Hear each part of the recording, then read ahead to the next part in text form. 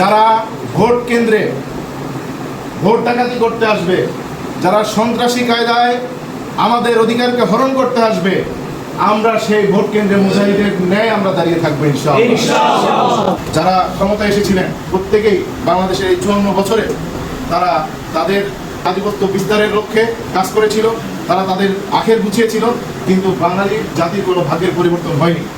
সেই অনুযায়ী যতবার ক্ষমতা পরিবর্তন হয়েছে, পট পরিবর্তন হয়েছে, প্রত্যেকটি পট পরিবর্তনের আগে একটি করে এই যে গণঅভ্যুত্থান দেখেছেন 24-এ খালেদা জিয়ার আমলে এই গণঅভ্যুত্থানের মাধ্যমে খালেদা জিয়ার বিদায় হয়েছিল। তাহলে আমাদের দেখতে হবে যাদের অতীত ভালো, যাদের বর্তমান ভালো, আগামীতে তাদেরকে সংসদে আনতে হবে ইনশাআল্লাহ। আর যদি মনে করেন যে আমরা ভালো হয়ে গেছি আর কখনো ভুল করবো না, এই টাইপের কথা বলে আপনাদেরকে ধোঁকা দিচ্ছে, ফ্যামিলি কার্ডের নামে আপনাদেরকে ধোঁকা দিচ্ছে, সেই ধোঁকায় যদি পড়েন তাহলে আগামী আরো 17 বছর আপনাদেরকে এই ক্লান্তিকে কাটাতে হবে।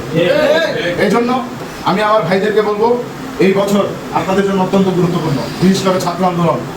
যারা ছাত্র আন্দোলন করেন, আপনাদের মাধ্যমে এই গণঅভ্যুত্থান হয়েছে। অতএব আগামীতে যারা ভোট কেন্দ্রে ভোট ডাকাতি করতে আসবে, যারা সন্ত্রাসী কায়দায় আমাদের অধিকারকে হরণ করতে আসবে, আমরা সেই ভোট কেন্দ্রে মুজাহিদের ন্যায় আমরা দাঁড়িয়ে থাকবো ইনশাআল্লাহ। আমাদের যদি হাতে লাঠি থাকা লাগে, সেই লাঠি দিয়ে আমরা প্রতিহত করব। আমাদের যা কিছু লাগে আমরা সেটা দিয়ে আমরা প্রতিহত করবো ইনশাআল্লাহ। আগামী বাংলাদেশ ইসলামের বাংলাদেশ ইনশাআল্লাহ।